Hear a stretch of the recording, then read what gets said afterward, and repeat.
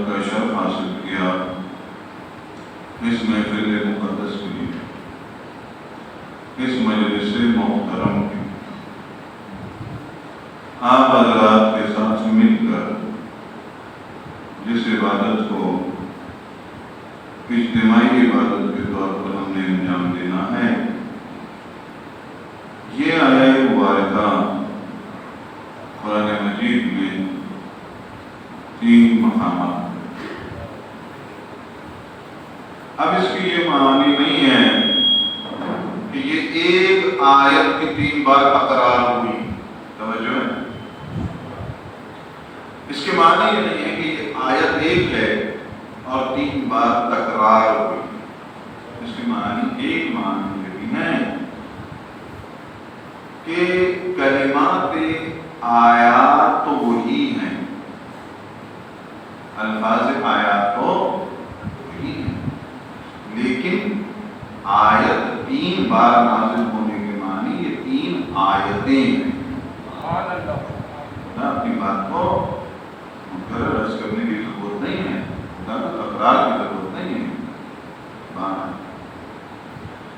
سورہ فتح میں یہ آیت کا نشان ہے آیت نمبر 24، آیت نمبر 28، اور سورہ توبہ میں یہی آیت کا نشان ہے 33، اور سورہ صف میں اس آیت کا نشان ہے 9. سورہ صف اور سورہ توبہ یعنی سورہ براءت میں الفاظ آیات یوں ہیں جیسے تلاوت کا شرف حاصل کیا.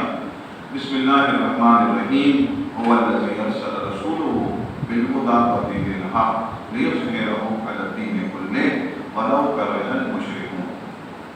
لیکن سورہ فتح میں جب یہی نازل ہوا تو اس طریقے سے نازل ہوا بسم اللہ الرحمن الرحیم هو الذی ارسل رسولہ بالہدی ودین الحق لیظہرہ علی الدین کلہ وکفی باللہ شہیدا.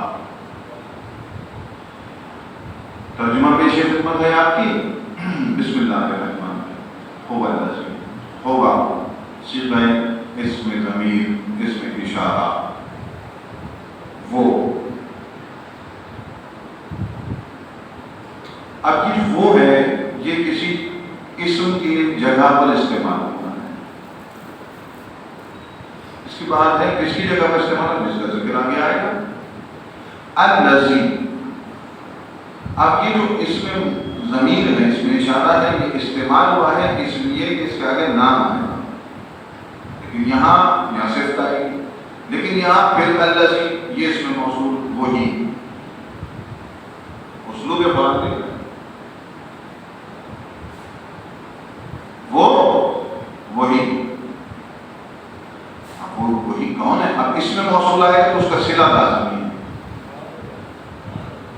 ارسل رسولو وہ وہی جس نے رسول کو ارسال کیا. اب تک کچھ معلوم نہیں ہوگا کیا بات ہو رہی ہے، کون بات کر رہا ہے.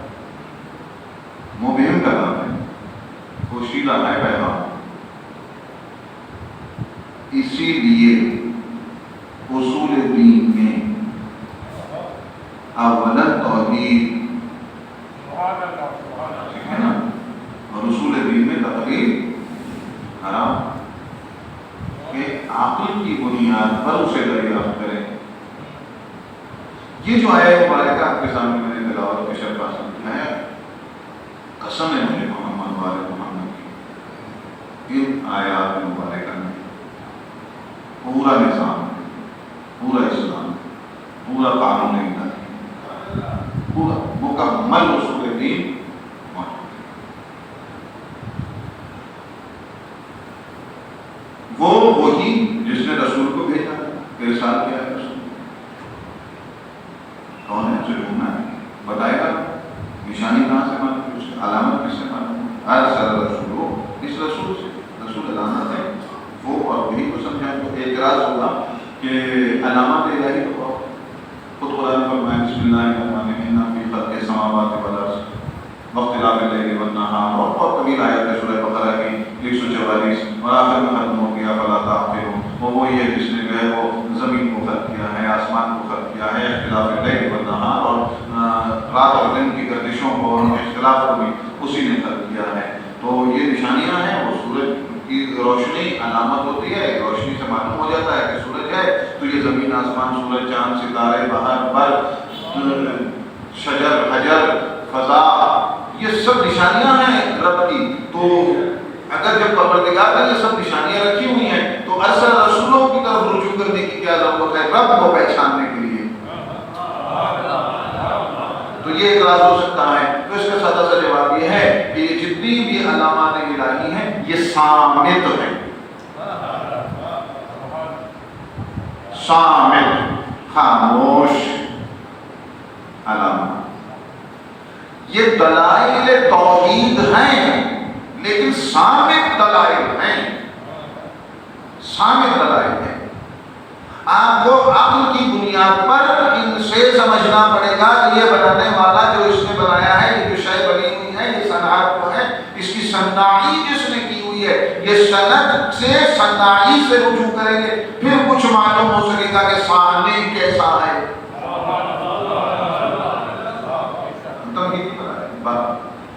تو یہ شامل ہے، یہ بولتی نہیں ہے،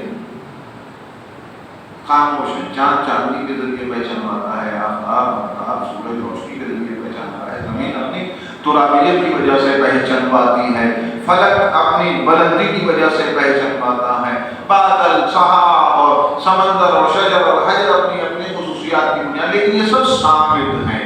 یہاں جو کہا وَأَرْسَلَ رَسُولُهُ هُوَ الَّذِي أَرْسَلَ رَسُولُهُ، وہ وہی ہے جس نے اس رسول کو ارسال کیا ہے۔ تو رسول ہے ناطق دلیل، رسول توحید پر دلیل ناطق ہے۔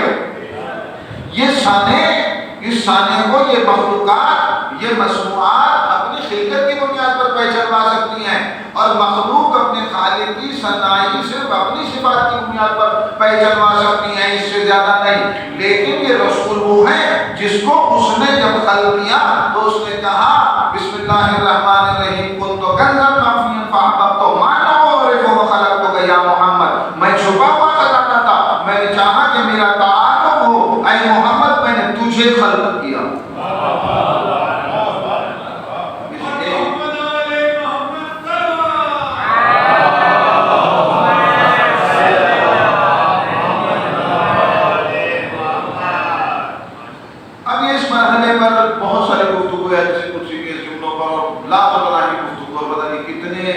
ابواب کھلتے ہیں معرفت کے، اور کتنے ابواب کھل جاتے ہیں علم و منطق و فلسفے کے، اور کتنے ابواب کھل جاتے ہیں عقل کو بلندیوں کی طرف اور معرفت کی طرف۔ لیکن اس مرحلے پہ رکنا نہیں ہے، صرف یہ بات کہ محمد رسول اللہ دلیل ناطق ہیں توحید پر، دلیل بولتا ہوا دلیل، بولتا ہوا رسول۔ اور جتنا یہ جانتے ہیں اتنا کوئی جانتا بھی نہیں ہے۔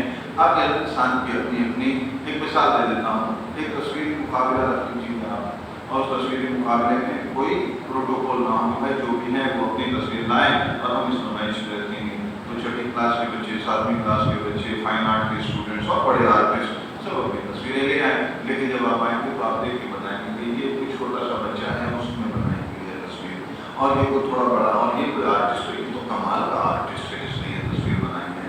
تو اپنی اپنی قسمت ہے کون کس تصویر کو دیکھ کر کتنی معرفت حاصل کرے، تو اپنے اپنے ذوق کی بات ہے۔ تو سب سے کامل خلق جو ہے وہ محمد رسول اللہ، اس نے ہمارے اور اپنے درمیان میں تعارف کے لیے جس مخلوق کا انتخاب کیا وہ خلق کامل مصطفیٰ ہے۔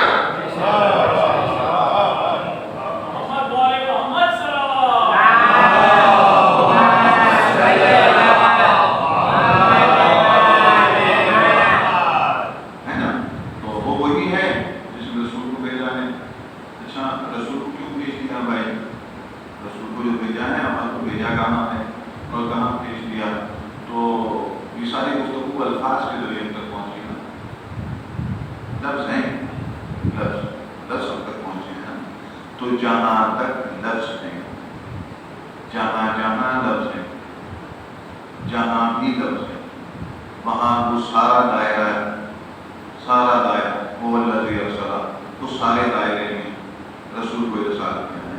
اب کیا معلوم الفاظ کہاں کہاں تک ہے کہ نہیں؟ کیوں وہ کہتا ہے بسم اللہ الرحمن الرحیم کہ وہ اس بار کو خلیل ملائکہ تھی، اس نے ملائکہ سے بھی بات کی ہے، تو ملائکہ کے نام بھی الفاظ ہیں۔ تو جہاں تک الفاظ ہیں، الفاظ کے ذریعے پہنچ، جہاں تک سے وہاں ارسل رسول۔ اس رسول کو جو بھیجا ہے اس کے پاس کیا ہے، کیوں بھیجا ہے، پرپس کیا ہے، اس کا صلہ موصول، اس میں موصول کا صلہ کیا ہے، کیوں ہے، وجہ کیا ہے؟ بالخدا، یہ رسول کے پاس ہدایت ہے، ودین اور دین ہے، ودین الحق اور حق ہے۔ اس رسول کے پاس کتنی دین، ہدایت دین میں حق ہے۔ اب یہ تینوں چیزیں کیوں دی ہے رسول کو اور کیا سلسلہ ہے اس پر بھی مرحلہ یہ رسول کے بعد جو ہدایت ہے، یہ ہدایت کیا ہے؟ کیا ہے یہ ہدایت؟ دو عربی کی جو بہت ساری مختلف لغات ہیں، اس وقت تو ساری سے بیان کرنا ناممکن ہے۔ تو عربی کا ایک بہت بڑا لغتدان جو بنیادی لغات ہے راغب اصفہانی، اس کی کتاب ہے مفردات القرآن، قرآن کے الفاظ کو اس نے مفرد کر کے اس میں صرف قرآن مجید کے الفاظ کی لغت ہے، اور الخدا کے لیے اس نے جو معنی لکھنے کی کوشش کی ہے تو 3 صفحات سے زیادہ ہیں۔ جس لفظ کے معنی لغت جو ہوتی ہے تو لفظ ہوتا ہے، اس کے سامنے ایک لفظ ہوتا ہے بس، یہ خدا کے لیے معنی جو بنیادی معنی ہے، جو بالکل اول معنی ہے، وہ ہے نہایت لطف و کرم کے ساتھ، نہایت لطف و کرم کے ساتھ کسی کی رہنمائی کرنا۔ توجہ نہیں کیا؟ محمد کے پاس پہلی سے کیا ہے؟ رسول کے پاس پہلی سے کیا ہے؟ بے ہوگا ہدایت۔ ہدایت کے کیا معنی ہے؟ لطف بھی یہی ہے، کرم بھی یہی ہے، صرف ہدایت نہیں۔ اب یہ ہدایت جو ہے یہ لطف و کرم کے ساتھ کسی کی رہنمائی کرنا ہے، اور اب اس سے آگے تو بہت 3 صفحات کو اگر بیان کرنے کی کوشش کریں تو پتہ نہیں کہاں وہ وقت ہی نکل جائے گا، نہ دین کی کوئی بات ہو سکے گی، نہ حقی، اور نہ جو اس آیت میں نظام پوشیدہ ہے اس پر گفتگو ہو سکے گی۔ تو اکتفا کرتا ہوں اسی پر کہ پیغمبر کے پاس جو ہے ایک ہدایت ہے، اور ہدایت جو ہے نہایت لطف و کرم کے ساتھ رہنمائی کرنے کو ہدایت کہتے ہیں۔ اچھا، تو پیغمبر کے پاس لطف بھی ہے، کرم بھی ہے۔ رہنمائی کا جب لفظ آئے گا تو اس کے معنی یہ ہوگی کہ کوئی راہ ہے جس کی یہ رہنمائی کرے گا، اور کچھ ایسے ہیں جو اس راہ پر چلنے کی جنہیں ضرورت ہے۔ راہ ہے، اور ایسی راہ نہیں ہے کہ ویران ہے، کچھ نہیں ہے اس پر، کوئی آمد و رفت نہیں ہے، لیکن قرآن جو کچھ نہیں کہتا وہ بھی اتنا کچھ ہوتا ہے۔ جو سطور میں ہے وہ تو ہے، جو بین سطور میں ہے وہ بھی قدر زیادہ ہے۔ تو اب ایک راہ ہے جس کا وہ ہادی ہے، یہ رہنما ہے۔ اب یہ تو طے ہے، یہ طے ہے، جملہ کہنے لگا ہوں، یہ طے ہے، ایک راہ ہے جس کا یہ رہنما ہے، اس راہ پر چلنے کے لیے کچھ ہے۔ اب جو بھی ہے وہ اس کے بعد ہے، کیوں؟ اس لیے کہ یہ راہ کی رہنمائی اسی صورت میں کر سکتا ہے جب یہ راہ کے رموز و کاف اور رمز و راہ کے تمام مسائل اور منزلوں کو اور مستقل منزل کو سب سے یہ واقف ہو، اور جو راہ پر چلنے والا ہے اس کو، جس کو رہنمائی کی ضرورت ہے، اس کی کیفیت یہ ہے کہ اسے راہ معلوم ہی نہیں ہے، تبھی تو اسے رہنما قرار دیا ہے۔ ارے گفتگو کب ہو رہی ہے؟ یہ کہاں کی گفتگو ہو رہی ہے؟ یہ ابھی خدا اور رسول کے درمیان میں، ابھی تو کوئی بنا ہی نہیں کوئی شے، ابھی کوئی شے وجود ہی میں نہیں آئی۔ آدم کی رہنمائی انہی سے حاصل کرے گا، یہ آدم کے بعد میں آنے والے نظام بن رہا ہے، نظام بن رہا ہے۔ اور یہاں ایک بات اور ہے، رہنما وہ ہو سکتا ہے جس کے سامنے راہ بنی ہو، جس کے سامنے راہ وجود میں آئی ہو، تو رہنما کا پہلے ہونا ضروری ہے۔ بہرحال بالخدا و دین الحق، اور اس کے پاس دین ہے۔ دین کسے کہتے ہیں؟ وہی فی الوقت مسئلہ صرف قابل سوال نہ خریدے پر آدمی نہ ہوگا۔ دین حکم ماننے کو بھی کہتے ہیں، قرض کو بھی دین ہے، دین طریقے کو بھی کہتے ہیں، رجسٹریشن کو بھی کہتے ہیں، اور راہ کو بھی کہتے ہیں۔ تو ایک اصول یہ ہے تفسیر کا کہ جو پہلے لفظ کے معنی ہیں وہ دوسرے میں ہوں گے، دوسرے کے تیسرے میں ہوں گے، تیسرے کے چوتھے میں ہوں گے، ہوا کے الذی میں ہوں گے، الذی کے ہر صدا میں ہوں گے، ہر صدا کے رسول میں ہوں گے، رسول کے بالخدا میں ہوں گے، بالخدا کے دین میں ہوں گے۔ محمد والے محمد آواز بلند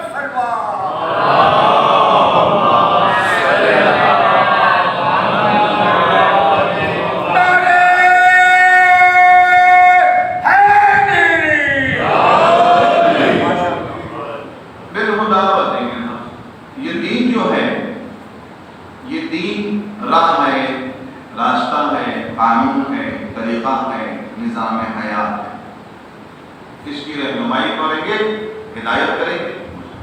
اس میں چلنے سے فائدہ کیا ہونے والا ہے؟ اس دین کو اپنانے سے فائدہ کیا ہونے والا ہے؟ کیا مفید کیوں ہے؟ ہم آگے کیوں چلیں اس دین پر؟ بدین نام، تاکہ تم نام تک پہنچ جاؤ۔ ٹھیک ہے؟ اب یہ حق کیا ہے؟ لفظ حق کیا ہے؟ تو جو پہلے معنی وہی ہے۔ اب تفصیل سے تو بہت تفصیل ہے، اس لیے کہ دو صفحوں میں تو معنی صرف ایک لغت میں موجود ہیں، کثیر المعانی الفاظ ہیں یہ سارے۔ تو حق کے ایک معنی یہ ہے کہ جو راغب نے لکھے اس نے لکھے پہلے ایک معنی ہے کہ حق کے کہ کوئی شے کسی چول میں بالکل فٹ ہو جائے، یعنی دروازہ ایسا بالکل فٹ ہو، اس میں حرکت بھی ہو اور اس میں چال بھی نہ ہو، یعنی کوئی شے کسی جگہ پر جہاں کے لیے وہ ہے وہاں وہ مستقل طور پر بالکل فٹ ہو جائے، نہ کمی نہ بیشی، بالکل فٹ ہو جائے۔ جسے ایک معنی اس لیے حق کے لیے بیان ہے، ورنہ حق تو بہت تفصیلی معنی ہے۔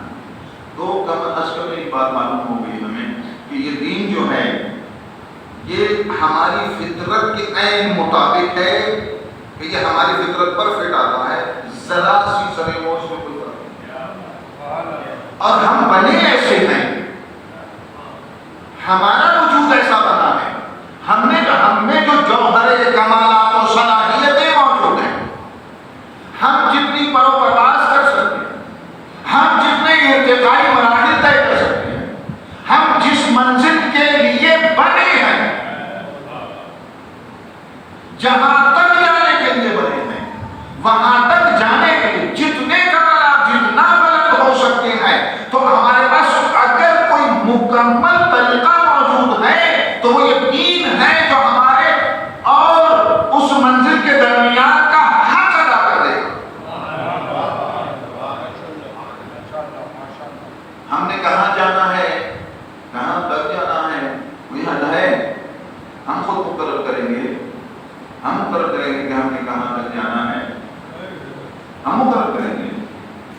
یہ خالق ہے، وہ جانتا ہے۔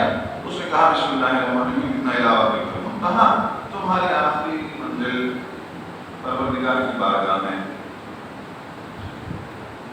آخری پروردگار کی بارگاہ میں۔ یہاں بس ایک جملہ بغیر تمہید کے کہہ کے آگے جاتا ہوں، وقت میں اتنی گنجائش نہیں۔ آخری منزل مومن کی ہے بارگاہ پروردگار، تو جنت پہلا قدم ہے، جنت پہلا قدم ہے۔ تو یہ دین ہے جو دو چیزوں کے درمیان میں ہے۔ کون سی چیز میں؟ اس کے پہلے ہدایت ہے، بعد میں حق۔ آیت آگے بڑھی، بسم اللہ الرحمن الرحیم والذی ارسل رسولہ بالہدی ودین الحق لیظہرہ، یہ جو دین ہے نا جو حق اور ہدایت کے درمیان میں ہے، لیظہرہ یہ ظاہر ہوگا۔ آج بھی آیت ہے قرآن میں، آج بھی خدا فرما رہا ہے یہ دین ظاہر ہوگا۔ تو پہلا سوال یہ پیدا ہوتا ہے نا اپنے انسانی میں، فکر انسانی میں، کہ یہ دین اب تک ظاہر نہیں ہوا۔ اگر ظاہر ہو گیا تو لیظہرہ کے کیا معنی؟ یہ دین ظاہر ہوگا، اور تین مقامات پر ہیں یہ کلمات۔ سورہ فتح میں خدا نے کہا یہ دین ظاہر ہوگا، سورہ صف میں خدا نے کہا یہ دین ظاہر ہوگا، سورہ توبہ میں خدا نے کہا یہ دین ظاہر ہوگا۔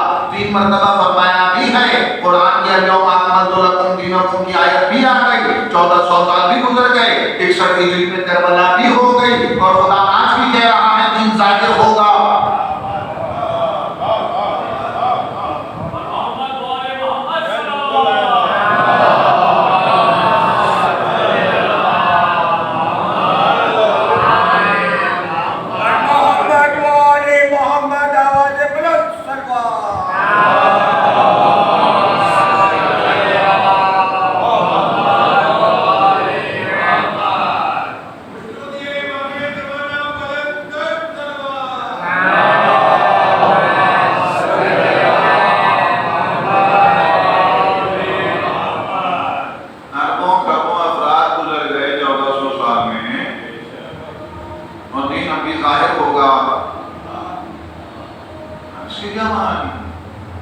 اور اس کا ظاہر ہونے کا مسئلہ کس کو پریشان کرے گا؟ کیا مسئلہ ہوگا ایسے؟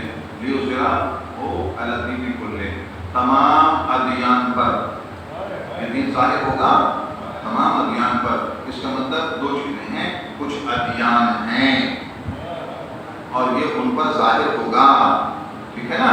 تو پہلی بات تو یہ ہے کہ اس لطف و لطیف کا کلام ہے، اس کا لطف و کرم ہے، اس نے کیا کمال رکھا ہے، اس کے لطف و کرم کی کیا ترکیب ہے کہ جو دین ہے، جو لوگوں کے پاس دین کے کیا معنی؟ لیجسلیشن، قانون، نظام، تو لوگوں کے پاس جو دین ہے، جو دنیا میں دین چل رہے ہیں، اس نے بھی ان کو بھی اس نے دین تسلیم کر دیا۔ انسان بنائے قانون، اپنے لیے کوئی نظام بنائے اور وہ کہے کہ یہ جو تم نظام بنایا ہے یہ دین ہے، اور وہ مان رہا ہے نا، لیظہرہ علی الدین کلہ، یہ تمام ادیان پر جو لوگوں کے پاس دین ہے، کسی کے پاس کرسچنزم ہے، کسی کے پاس جوڈائزم ہے، کسی کے پاس ہندوازم ہے، کسی کے پاس کمیونزم ہے، کسی کے پاس سیکولرزم ہے، یہ سارے دنیا میں جو نظام ہیں جو اشتراک کے ساتھ بنے ہوئے ہیں، جو مشترکہ ماحول پر بنے ہوئے ہیں، جن کے نظام فطرت کے مطابق نہیں ہیں، اور خدا کہہ رہا ہے جو بھی تمہارے پاس ہے یہ سب دین تو ہے، اور ان ادیان پر میرا دین غالب آ جائے گا، میرا دین ظاہر ہو جائے گا۔ تو پروردگار پہلا سوال نہیں پیدا ہوتا جب تک ظاہر نہیں ہو رہا، تو اس کے معنی ہے کہ یہ دین ظاہر ہوئے ہیں، یہ دین ظاہر ہوئے ہیں، ٹھیک ہے نا؟ تو ابھی جو دین ظاہر ہوئے تو ایک تعبیر اس کی یہ بھی ہے کہ پروردگار نے موقع دیا آپ کو، کیا اپنے لیے نظام بنائیے، رجسٹریشن بنائیے، جتنے بنا سکتے ہیں بنا لیجیے، فطرت کے قریب کوئی بھی نہ ہو پائے گی، جب خود بیزار ہو جاؤ گے دوسرا بناؤ گے، خود بیزار ہو جاؤ گے دوسرا بناؤ گے، خود بیزار ہو گے دوسرا بناؤ گے، کبھی بادشاہت کی طرف جاؤ گے، کبھی سرداری نظام کی طرف جاؤ گے، کبھی برادری کے نظام کی طرف جاؤ گے، کبھی جمہوریت کے نظام کی طرف جاؤ گے، کبھی کمیونزم کی طرف جاؤ گے، کبھی کسی طرف جاؤ گے۔ بھٹکاؤ اپنے ذہنوں کو، تمہاری فکریں تفکرات بھٹکتے رہے، اور جب تم تھک جاؤ گے لیظہرہ علی الدین کلہ، ہم اپنے دین کو ظاہر کر دیں گے۔ تو ایک بات ہے، ایک معنی تو یہ نہیں ہے، ایک معنی اور بھی ہے، کئی معنی، ایک معنی اور بھی لیظہرہ ہوگی، بھی بحث ہوگی، لیظہرہ ہوگی، دین ظاہر ہوگا، ہے نا؟ تو جب تک ظاہر نہیں ہوگا تو دین غیر میں ہونا، باقی دین ظاہر ہے، باقی دین ظاہر ہیں اور یہ ظاہر نہیں ہو رہا، تو اس کا معنی یہ ہے کہ جب تک دین ظاہر نہیں ہوگا دین غیب میں ہے۔ لیظہرہ یہ ظاہر ہوگا، جب یہ ظاہر ہوگا تو تب ظاہر ہوگا نا، جب تک ظاہر نہیں ہو رہا تو دین پردہ غیب میں ہے۔ مشروطی امام کمال علیہ السلام آواز بلند سرکار،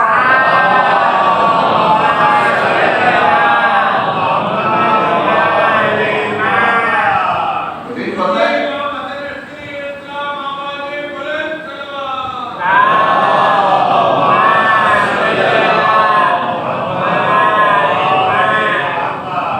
دین جو ہے وہ تب تک غیب میں ہے، تو جب غیب میں ہے تو ہم یہ کہہ سکتے ہیں نا کہ دین پردہ غیب میں ہے نا؟ اچھا آپ بتائیے، قرآن مجید کی ساری بڑی تفسیریں، تمام عالم اسلام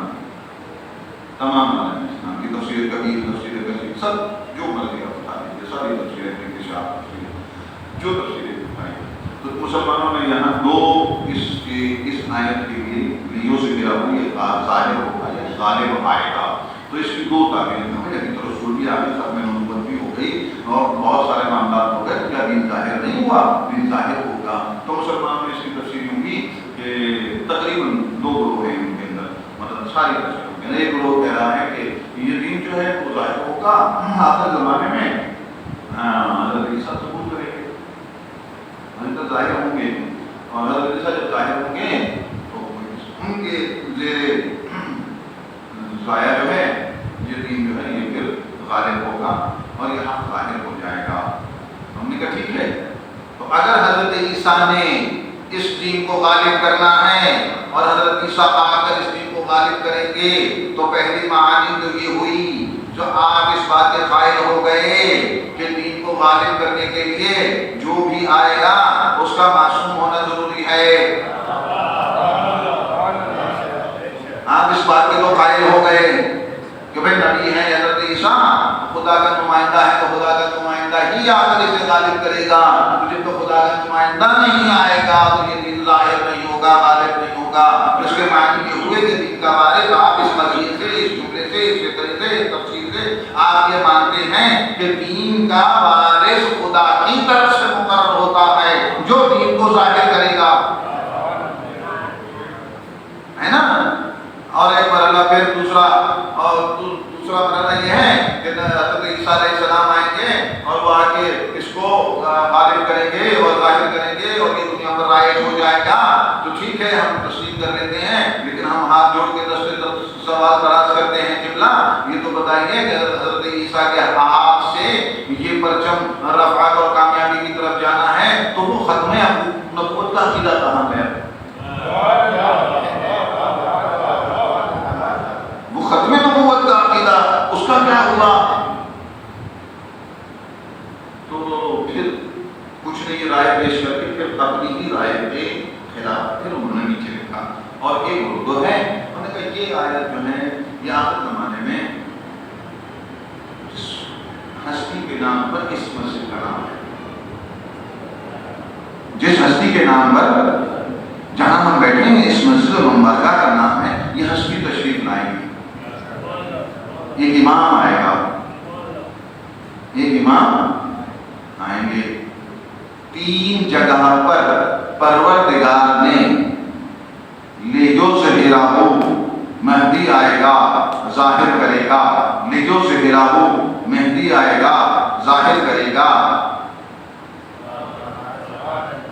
قرآن مجید میں یہ آیات مبارکہ جن کے الفاظ ایک جیسے ہیں امام زمانہ کے وجود پر بہت بڑی دلیل ہے، اور یہ سب مانو لیو زیرو کرنا ظاہر کیسے ہوگا؟ ظاہر کیسے ہوگا؟ اور جب تک ظاہر نہیں ہوگا تو غیب میں ہے، ٹھیک ہے؟ بس اب یہاں سے میں بہت تیزی سے ایک فکر اور طرف فرمائش بھی تھی کہ یہ ضرور برائے بیان کیجئے گا، کون آخری کون ہے؟ امام، ان کے والد محترم کا نام صلوات پڑھ دیجیے۔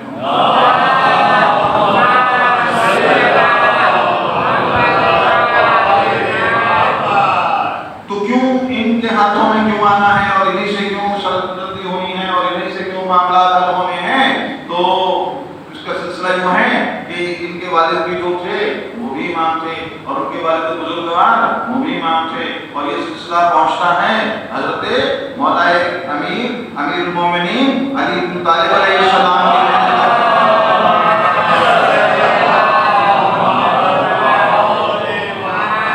اچھا تو حضرت علی جو تھے وہ مولا علیہ السلام جو تھے ان کے کتنے فرزند تھے؟ 18 فرزند تھے، تو کہاں کتنے جو تھے وہ امام تھے؟ کتنے امام تھے؟ ان میں سے 2 فرزند امام تھے نا، ایک امام حسن علیہ السلام، ایک امام حسین علیہ السلام۔ امام حسن علیہ السلام کے کتنے فرزند امام ہیں؟ اچھا، امام جو ہے وہ نسل حسن میں نہیں ہے، حسین کے ہیں، حسین کے بیٹے زین العابدین، ان کے بیٹے محمد امام، ان کے بیٹے، جو یہ سلسلہ تو یوں ہے نا، صحیح سبق سنا رہا ہوں میں،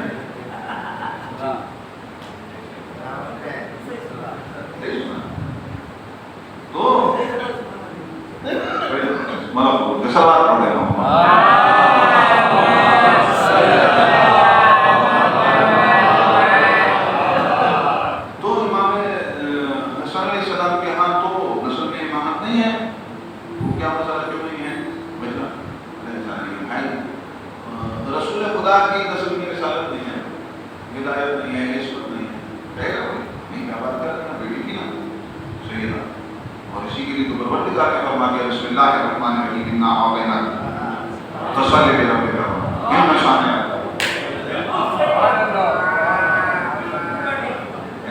عظمت پاک سیدہ بلند تر صلوات.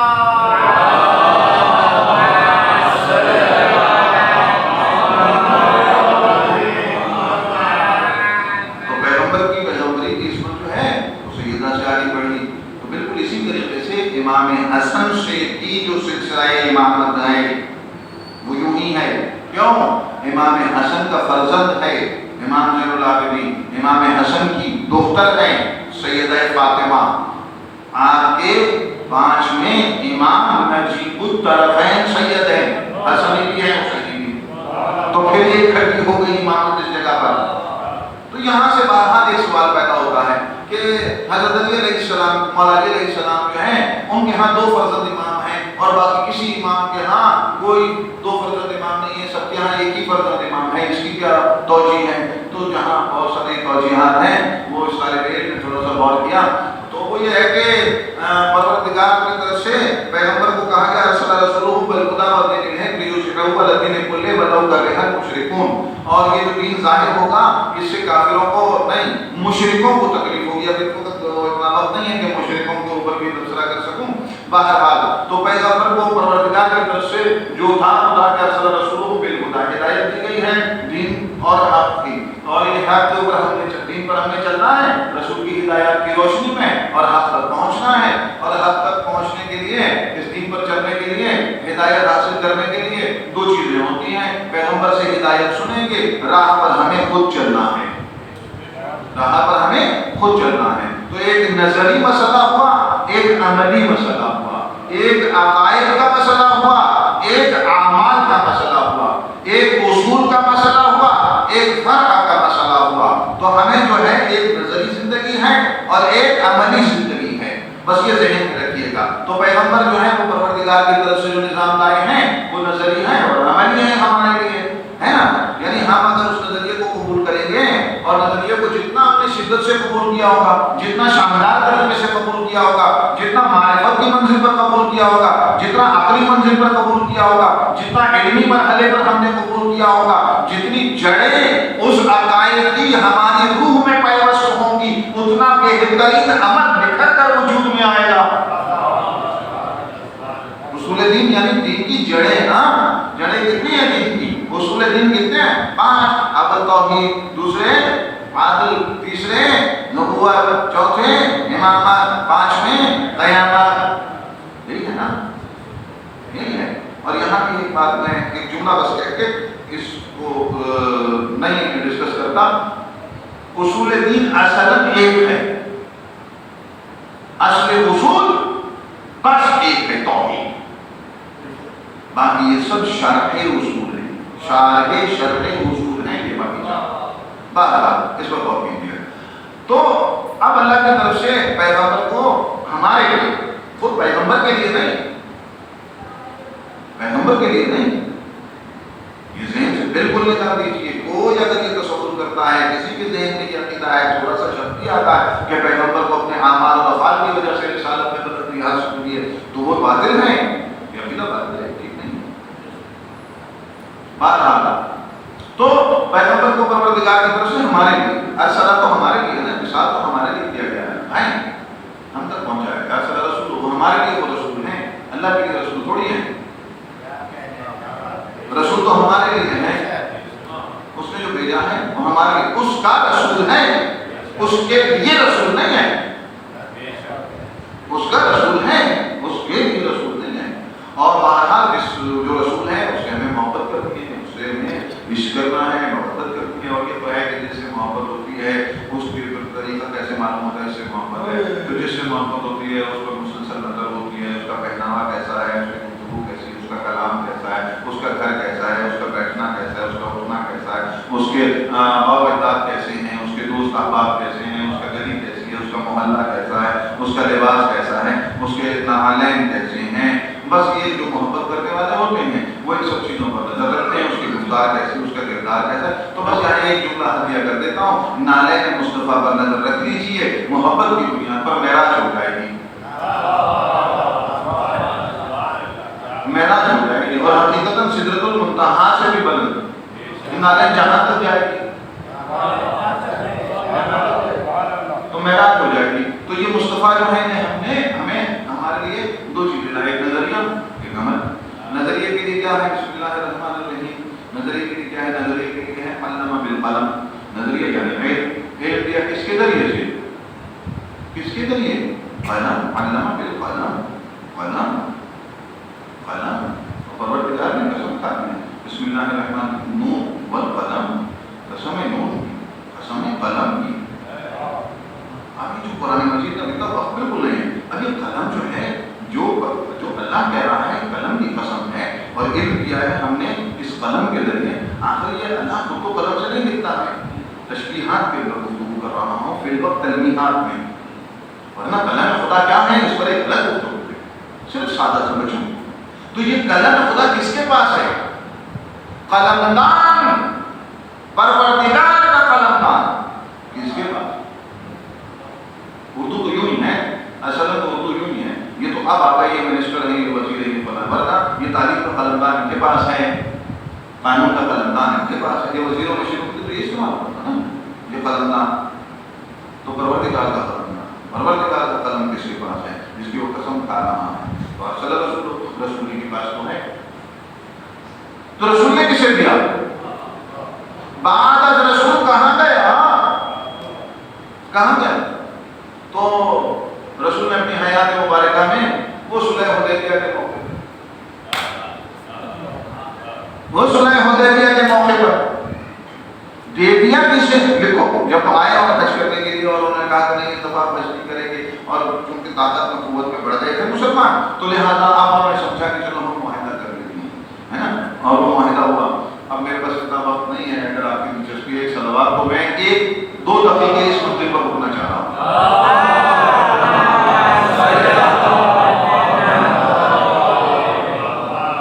6666 آیات، 114 صورتیں.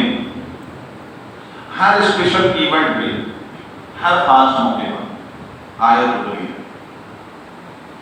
ہر اسپیشل ایونٹ، ہر خاص موقع پر آیات اتری ہے. پہلی وحی اقرا، اور پھر اس کے بعد سلسلہ چلا.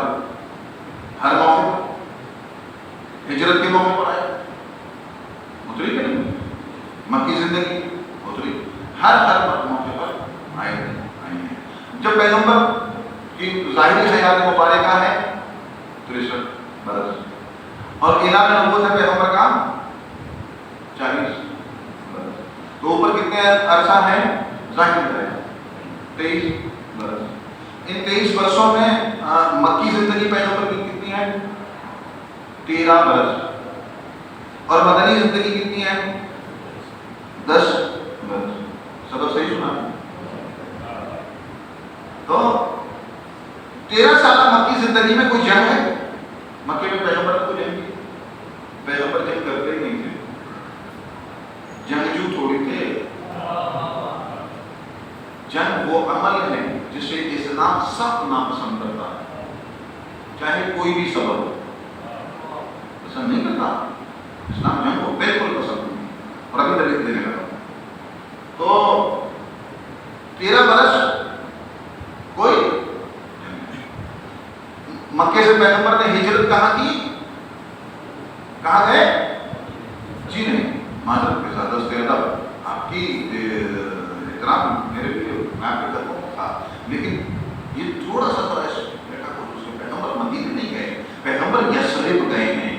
یثرب کو پیغمبر مصطفیٰ نے بنایا، یثرب کو مدینہ پہ مصطفیٰ نے بنایا.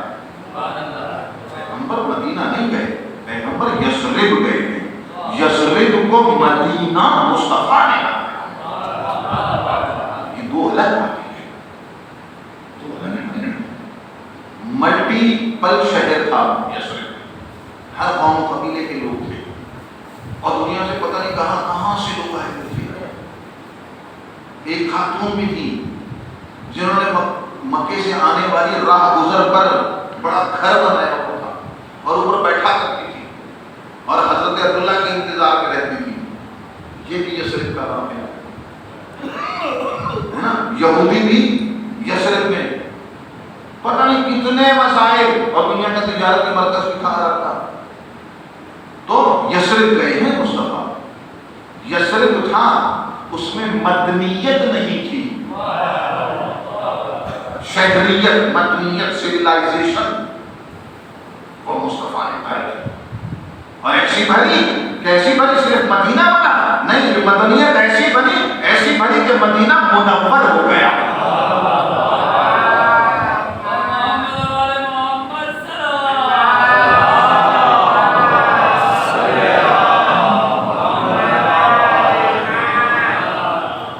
پورا مدینہ منور ہو گیا, اور ایسا منور ہو گیا, منورہ ہو گیا. بہرحال تو بات یہ ہو رہی تھی کہ پیغمبر کی جو 13 سالہ زندگی ہے مکی, اس میں کوئی جنگ نہیں ہے.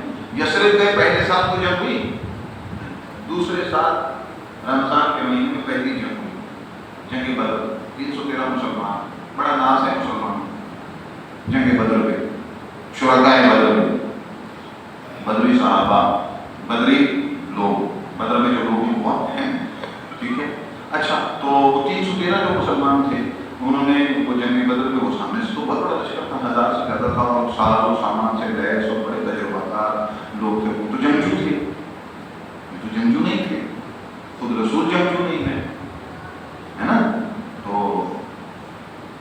آئے اور اس میں انہوں نے شکست دی, 313 نے انہوں نے شکست دی. اب وہ ڈیٹا وغیرہ میں بھی فی الحال تو چلے, بہرحال رسول نے ان کو لشکر اسلام 313 پر جو مشتمل تھا انہوں نے شکست دی, ٹھیک ہو گیا. اچھا, وہ بھاگ گئے کفار. اب یہ جنگ خدا نخواستہ تمام مسلمان تجزیہ کار یہ کہتے ہیں, تمام علماء یہ کہتے ہیں, تمام ماضی حال مستقبل کے بڑے علماء جو قبروں میں لیٹے ہیں انہوں نے لکھ کے کہے کہ اگر یہ جنگ مارے جاتے تو اسلام نعوذ باللہ ختم ہو جاتا. اگر یہ جنگ مارا تو یہ جنگ کی کامیابی یعنی کہ اسلام کی کامیابی, یعنی کہ یثرب میں مدینے کی بنیادیں, یعنی کہ کامیابی کا پہلا قدم, یعنی اتنی اہم ہے یہ جنگ, جنگ بدر. اور ہر شریک جو ہے وہ جنت میں ہے نا. تو یہ جنگ جب ہوئی 313 پر آدمی اور ان کو بھگا دیا اور آپ جیت گئے, تو پھر آیت اتری. توجہ ہے, سورت اترا. تو کیا تھا سورہ کے اندر؟ بہت مبارک ہو, شاباشی ہو, اچھا کام کیا آپ نے, کافروں کو بھگا دیا, مسلمانوں کامیاب ہو گئے, رسول زبردست کام کیا, آج کے بعد اسلام پل پڑے گا. خدا کو نہیں کہنا چاہیے, ایوارڈ دینا چاہیے نا, آپ بھی تو دیتے ہیں, فلاں نشان فلاں نشان فلاں نشان نشان کہا ہے ادھر, آپ بھی دیتے ہیں نا, دیتے نہیں. تو جن شرکاء کو, سپاہیوں کو, شہداء کو پروردگار کی طرف سے کوئی ستائش ہونی چاہیے کہ نہیں ہونی چاہیے. ہوا کیا؟ پہلی آیت سورہ کون سا نازل ہوا جنگ بدر کے بعد؟ پہلا سورہ جنگ بدر کے بعد نازل ہوا ہے. جنگ بدر کے بعد جو سورہ نازل ہوا ہے جس میں جنگ بدر کے لیے ہے, جو بھی مسلمانوں نے کہا, سب نے کہا, مفسرین نے کہا, شان نزول جنگ بدر کے بعد ہے سورہ انفال. کیا معنی ہے انفال؟ کیا معنی؟ مال غنیمت.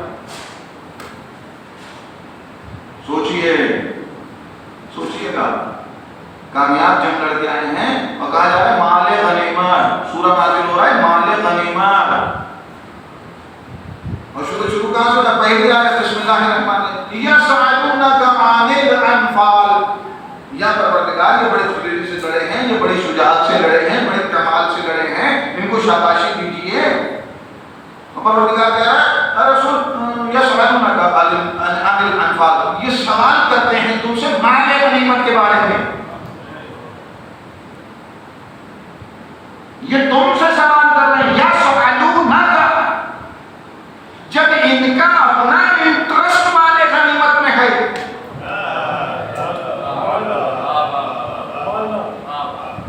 تو پہلا سورہ ہی سورہ انفال مال یسألونک عن الانفال.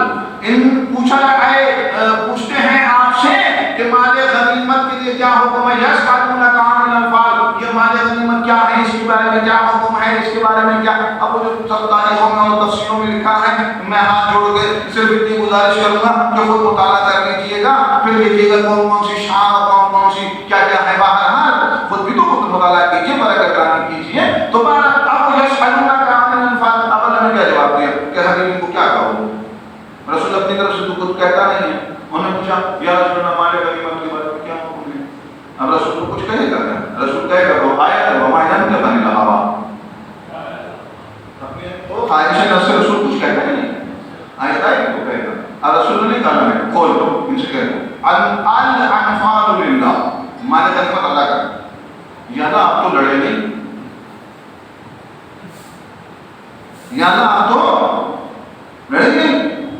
کل انفال للہ والرسول. مال غنیمت اللہ اور اس کے رسول کا ہے. مال غنیمت کس کا؟ اللہ اور اس کے رسول کا. اطیعوا اللہ و اطیعوا الرسول. اطاعت کرو اللہ کی اطاعت کرو رسول کی. ٹھیک ہو گیا. اچھا سبق ہے اچھا لیسن ہے. لیکن اگلا جملہ ہے واصلحوا ذات بینکم. آپس میں صلح بھی رکھو. سردار کیا ہو گیا کیا ہو گیا. ابھی جنگ لڑ گیا کامیاب جنگ. اگر حاجت اسلام نعوذ باللہ بنا ہوتا ستائش ہونی چاہیے ایوارڈ ہونے چاہیے فرشتے نیچے اترنے چاہیے پھولوں کے ہار پہنانے چاہیے ایک جگ میں دھوم ہونی چاہیے فلک پر جشن ہونا چاہیے. آج مسلمان فتح یاد ہو گیا. یہ کیا ہو گیا. یسألونک عن الانفال. یہ پوچھ لیں خدا نے نہیں کہا کہ ہمارا انٹرسٹ تھا. اور جب انہوں نے پوچھا تو خاموش. قل الانفال للہ ہمارے لیے مطلب اس کے رسول ہے. اطیعوا اللہ و اطیعوا الرسول. تم صرف اطاعت کے لیے پیدا ہو. اطاعت کرو اللہ کے رسول. واصلحوا ذات بینکم. آپس میں صلح بھی رکھو. کیوں کہا صلح رکھو. سب کتابوں میں پڑھیے گا. بہرحال پہلی جنگ بدر یہ آیت نازل ہوئی سورہ انفال. پھر جنگیں ہوتی رہی بہت ان آیتیں نازل ہوئی. خندق میں احزاب سورہ احزاب. یا ایھا النبی اتق اللہ لا تطع الکافرین والمنافقین. اے حبیب اللہ کا تقوی اختیار کرو. لا تطع الکافرین. کافروں کی اطاعت نہ کرنا. منافقین کی اطاعت. یہ جنگ کے بعد اس طرح کی گفتگو ہو رہی ہے اس طرح کے خطاب ہو رہے ہیں. کامیاب جنگوں کے بعد ایک ہی جنگ میں بظاہر کامیابی ملی ہے نا. جنگ احد میں ایک ہی جنگ ہے وہ بھی رسول کی جیتی ہوئی جنگ. آپ ہارے ہیں. رسول جنگ نہیں ہارے. بھائی جنگ ہارے گا وہ جنگجو ہوگا جو جنگجو ہی نہیں ہے نا. بات تو پیغمبر نے کوئی جنگ لڑی نہیں. وہ تو لڑنے کو آتے تھے اور وہ شکست کھا جاتے تھے. تو اتنی جنگیں تقریباً 83-87 جنگیں ہیں ان 8 سالوں میں. ان ہر جنگ کے بعد کچھ نہ کچھ آیت نازل ہوئی اور وہ آیتیں آپ دیکھ لیجیے گا. ان ساری آیتوں میں پروردگار نے کہیں بھی ستائشی کلمات نہیں کہے. اس کی ابتدا ستائشی کلمات سے نہیں. کہیں بھی کسی بھی جنگ کے بعد پروردگار نے شاباشی دی نہیں. بالکل نہیں ہے. یہ ٹوٹی پھوٹی صلح ہے. صلح حدیبیہ ٹوٹی پھوٹی صلح. 9 یا 10 شرطیں یا جتنی بھی شرطیں ہیں الگ الگ جگہوں پر الگ تعداد ہے. ایک شرط ہی مسلمانوں کے حق میں ہے نا کہ 10 سال تک وہ جنگ نہیں کرے گی. خدا کی قسم یہ پیغام دے کے جائیں گے اور اپنی فکروں کو اس کے اوپر غور کیجیے کہ پروردگار ہم سے چاہتا کیا ہے. اسلام کی بنیاد کس شے پر ہوتی ہے. اسلام کا ماخذ کیا ہے. اسلام کا سینے کے اندر چھپا ہوا راز کیا ہے. اسلام تم سے چاہتا کیا ہے. وہ دین جو ہدایت اور حق کے درمیان میں ہے وہ تمہیں چلانا کیسے چاہتا ہے. خدا کی قسم دیکھ لیجیے بس یہ دلیل بہت ہے. بسم اللہ الرحمن الرحیم. انا فتحنا لک فتحا مبین. یہ ٹوٹی پھوٹی صلح ہے. ایک شرط آپ کے حق میں ہے باقی ساری شرطیں خلاف ہیں. آپ تعداد میں زیادہ ہیں آپ قوت میں زیادہ ہیں. ان کو صلح کرنے پر مجبور کر دیا. اتنے تو آپ ہیں. وہ 313 سے بڑھ گیا اور وہ صلح کرنے آ گئے. اور وہ جو صلح کرنے آ گئے اور صلح میں انہوں نے شرائط اپنی مرضی کی رکھی اور ایک آپ کی فیور میں تھی. اس ایک فیور والی شرط پر جب آپ لکھ کے آ گئے سائن کر دیے ڈاکومنٹ بن گیا اور مسلمان شک کرنے لگے کہ پیغمبر نے اتنے دب کے جو صلح کی ہے اس کے پیچھے کائنات کی سب سے بڑی قوت اللہ ہے. تو یہ دب کیوں رہا ہے. یہ رسول بھی ہے کہ نہیں. سب پڑھا ہے مسلمان نے شک کیا رسول کے ساتھ صلح ہو گیا. اللہ ہے سب کچھ ہے.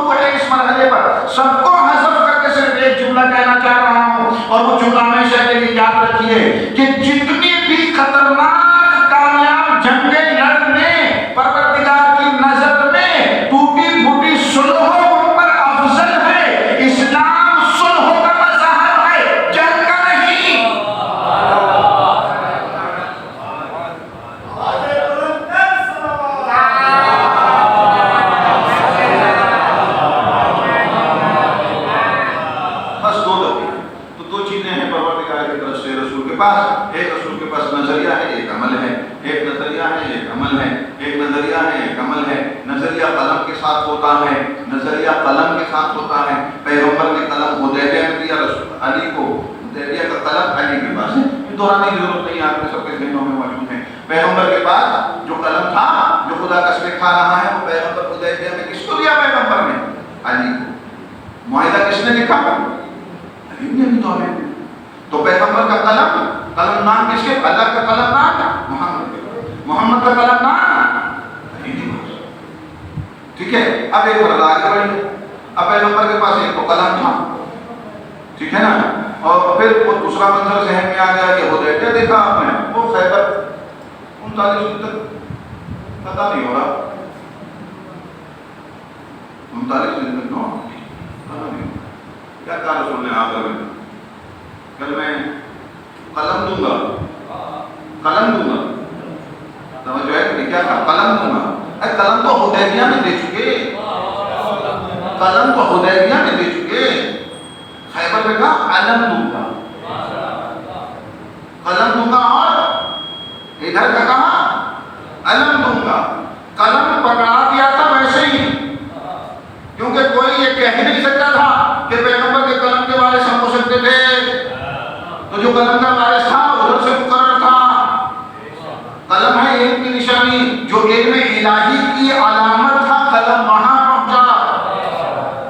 تو قلم کا وارث اگر مصطفیٰ معصوم ہے تو علی کی طرف جانا ضروری ہے کہ قلم کا وارث معصوم ہونا چاہیے. تو پیغمبر معصوم ہے، معصوم نبی کا علم بھی معصوم کے پاس ہے. علی کے پاس رسول سے کتنی میراث ہے؟ 2 میراثیں ہیں. رسول کے قلم کا وارث ہے علی، رسول کے علم کا وارث ہے علی. حدیبیہ کا قلم کا وارث ہے علی، خیبر کے علم کا وارث ہے علی. پروردگار نے انتظام یہ کیا کہ علی کو 2 فرزند عطا فرمائے، ایک حسن ایک حسین. یہاں پر یہ بتلایا کہ حسن کے پاس قلم ہے، حسین کے پاس علم ہے، اور یہ علم اور قلم جدا کر کے یہ بتایا پیغام دیا پروردگار نے کہ جب تک معصوم کے پاس قلم رہے گا تب تک نظریات محفوظ رہیں گے، تھیوریز محفوظ رہیں گی، نظام معصوم رہے گا. جب قلم معصوم سے ہٹے گا تمہاری فکریں بھٹکتی رہیں گی، نظریات بھٹکتے رہیں گے. جب تک علم معصوم کے ہاتھ میں نہیں آئے گا لٹک بھٹکتے رہیں گے لشکر. نعرہ حیدری محمد والے محمد صلی اللہ.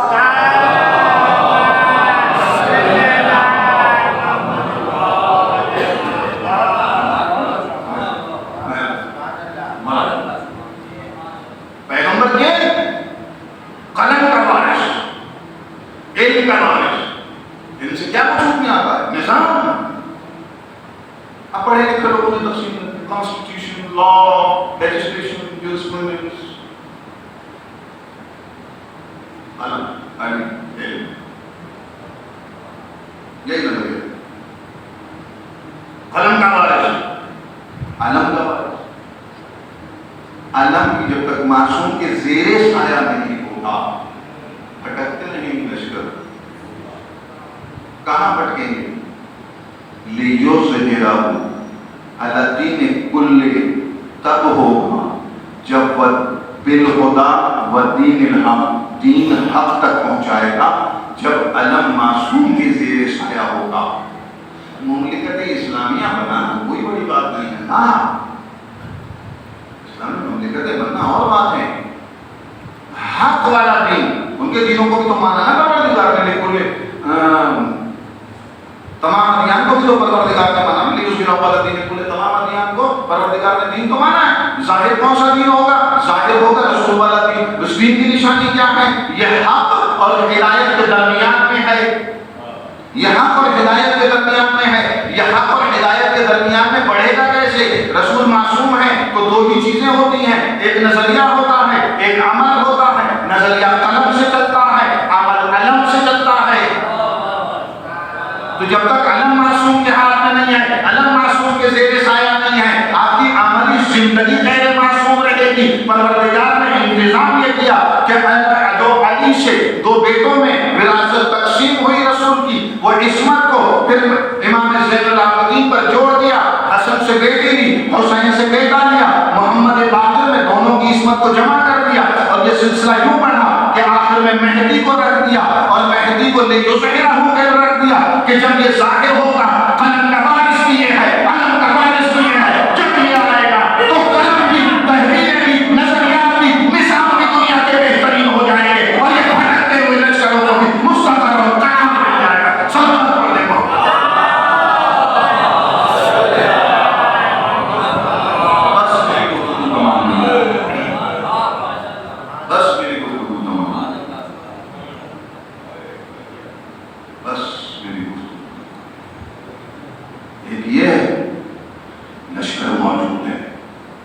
معصوم آئے ہوئے ہیں، لشکر انتظار کر رہا ہے، ہم لشکر رہیں امام ہے کہ نہیں؟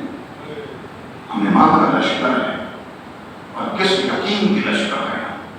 یہ سابقہ ہوں گی، سابقہ اماموں کے ساتھ کربلا کو چھوڑ لشکر تھی رسول کے ساتھ بھی تھی، سب ہوں گے۔ ہماری بات کچھ اور ہے، خود پر ناز کیجیے، خدا کی قسم خود پر ناز کیجیے۔ لشکر انتظار میں ہے، کس کا؟ وارث کا، سپہ سالار کا، ہاتھی کا، معصوم کا، امام کا، رہنما کا، راہبر کا، بالہدیٰ کا، لیظہرہ کا۔ ہم انتظار ہے کہ نہیں؟ ہمارا کمال کیا ہے؟ ہماری فضیلت کیا ہے باقیوں پر؟ سابقہ پر ہماری فضیلت کیا ہے؟ ہماری فضیلت یہ ہے کہ اگر ہم اس معیار کے ہیں کہ ہم نے واقعاً اپنے آپ کو امام کا سپاہی کے لشکر کے لیے، سپاہی کی حیثیت سے امام کے لشکر کے لیے خود کو اگر تیار کیا ہے، فکری اور نظری اور عملی طور پر، فکری اور عملی طور پر اگر ہم نے تیار کیا ہے اور ہم ایلیجیبل ہو گئے ہیں، ہمارا فارم بھر گیا ہوا ہے، ہمیں رجسٹریشن مل گئی ہے، ہمیں سپاہی کیا عہدہ وہاں ہمیں مل گیا ہے، اب ہم لوگ اگر سپاہی ہیں تو خدا کی قسم اس کے اور ہمارے درمیان میں، اس لشکر اور ہمارے درمیان میں موت بھی حائل نہیں ہوگی۔ اگر ہم مر گئے، امام ظاہر ہوں گے، ہمیں اٹھایا جائے گا کہ نا آپ نے فارم دیا تھا، داخلہ ہوا تھا نا، چلیے کلاسز شروع کی، آئیے آپ کی ٹریننگ اسٹارٹ ہو گئی، آئیے تو کیا فضیلت ہے ہمیں؟ خود پر ناز کیجیے، ایک لشکر انتظار میں ہے، معصوم، ایک معصوم انتظار میں ہے لشکر، ایک معصوم انتظار میں۔ دو سفر ہو گئے نا، دو سفر، ایک معصوم لشکر لے کے جا رہے ہیں، اس میں کتنے کہاں پہنچا؟ ابھی 10 محرم کو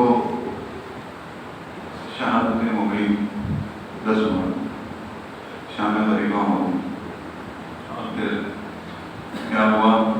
معاملہ ختم ہو گیا، چلے جنگ ہو گئی، حسین شہید ہو گئے، عباس شہید ہو گئے، اسی طرح قاسم شہید ہو گئے، چلیں بنی ہاشم کی شیرت جوان شہید ہو گئے، تو ہم مسئلہ ختم کر دیجیے، کہانیاں بیوں کو بھی باندھا جائے گا۔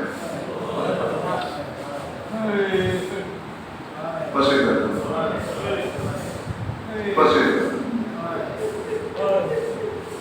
کون ہے کافر؟ سارے ایک عمر پر ایک کا 2 آمد کے ہیں، 20 سال کا بچہ بھی ہے محمد کے بعد، 4 سال کی سکینہ بھی، اور سب کو جو باندھا گیا نا ایک تنگ رسی سے گلوں میں۔ اب بلا عالم میں تو سمجھ ہی نہیں کرتا، مجھے تو یہ شعور ہی نہیں، مجھے تو یہ سوچ ہی نہیں کہ ایک طرف 3 سال کا بچہ ہو اس کے گلے میں رسی ہو، اور تنگ ہو ایک طرف 4 سال کا بچہ ہو اس کے گلے میں رسی ہو، اور ایک طرف بیویوں کے گلوں میں رسی ہو۔ یہ چل کیسے رہے تھے؟ کربلا سے کوفہ 3 دن کا سفر ہے، جب چلے نا کوفے آئے، جب کوفے آئے نا یہ قافلہ، تو یہ لشکر جب کوفے آیا تو کوفے کے لوگ تھوڑا سا جانتے بھی تو تھے کہ یہ کون ہے، خاندان رسالت کے بارے میں معرفت تھی، تو اور ان کے ہاں تھوڑا سا اسلامی شعور بھی اپنی طرح کا بہرحال بیدار تھا، تو انہوں نے قیدیوں کو اور اسیروں کو اور مسکینوں کو، راہگیروں کو صدقہ و خیرات دو تو خدا دعائیں قبول کرتا ہے، تو چھتوں سے کھجوریں پھینکتے تھے، کھجوریں پھینکتے تھے، ہاں اللہ خدا قسم آتا ہے کہ کھجوریں پھینکتے تھے، صدقے کی کھجوریں پھینکتے تھے۔ 3 دن بعد یہ شام یہ قافلہ کوفے آیا اور کوفے سے جب کربلا آج وہ سفر ہے، کل یہ قافلہ شام پہنچ گیا، یکم سفر کو یہ قافلہ شام پہنچ گیا۔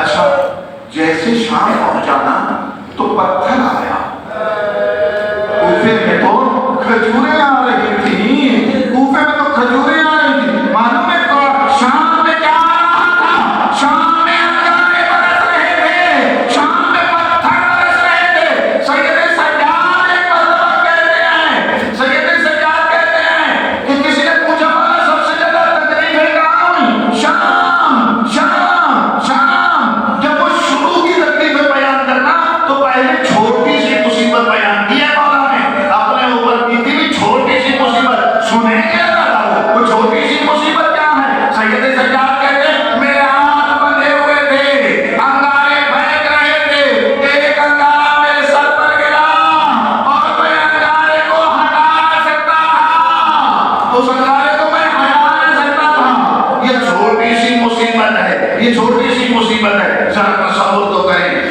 یا تم سفر کو پہنچا ہے شام، 15 کو نکلا ہے کوفے سے، 15 سے یکم تک 15 دن ہیں، یہ سفر گیا ہے۔ اور وہ بازار اگر آپ دیکھ لیں جو سے نبی کی بیٹی گزری ہے، ہائے جو بازار آج وہ سفر ہے، آج بی بی دربار کے دروازے پہ انتظار میں ہے، آج بیبیاں دروازے پر انتظار میں ہے۔ بس اللہ آپ نے دیا کیا، مجلس تمام ہو گئی، اجرکم اللہ اجرکم اللہ۔ بس آخری جملے، ایک مرتبہ بیوی جب دربار پر پہنچی تو دربار سے بدبو آنے لگی، دربار سے الگ الگ قسم کی بھبکے آنے لگے۔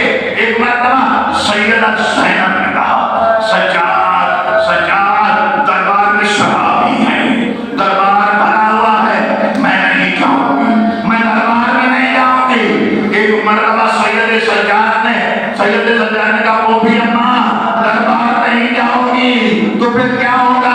کہا بس میرے صبر کا لبریز مہمان لبریز ہوگا، میں نے بد دعا دیتی ہوں، ابھی سب ختم ہو جائے گا۔ ایک مرتبہ سید سجاد نے پاؤں پہ ہاتھ رکھے، وہ بھی اماں وہ نو کے نیزہ پر، وہ نو کے سنا پر، وہ سر حسین کی زیارت کر لیجئے۔ ایک مرتبہ سیدہ نے بھائی کے کٹے ہوئے سر پر نگاہ ڈالی، آنکھوں سے خون جاری تھا، سیدہ نے گردن اڑا کے کہا بھیا آپ کی رضا زینب علی کی بیٹی دربار جاتی ہے۔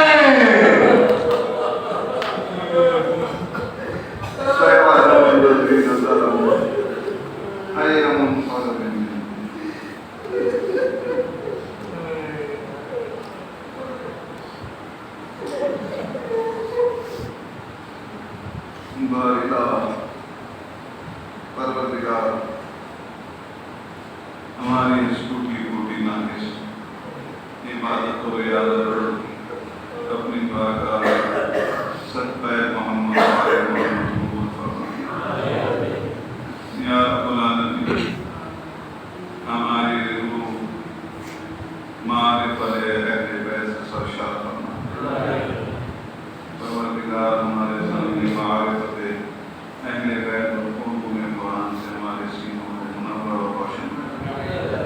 پروردگار اپنے واسطہ محمد و آل محمد کا ہمیں مولا ہدایت نصیب فرما کہ جس پر ہم چل کر امام زمانہ کے، امام عصر کے سپاہی بن سکیں، زمانے کا امام ہم سے راضی ہو، ایسی زندگی گزارنے کی توفیق۔ بارگاہ و تمام علوم، تمام محبتیں، تمام شعور اور تمام قلبی اور ذہنی کیفیتیں محمد و آل محمد کے صدقے عطا فرما، جیسے آپ اور آپ کے محمد و آل محمد چاہتے ہیں۔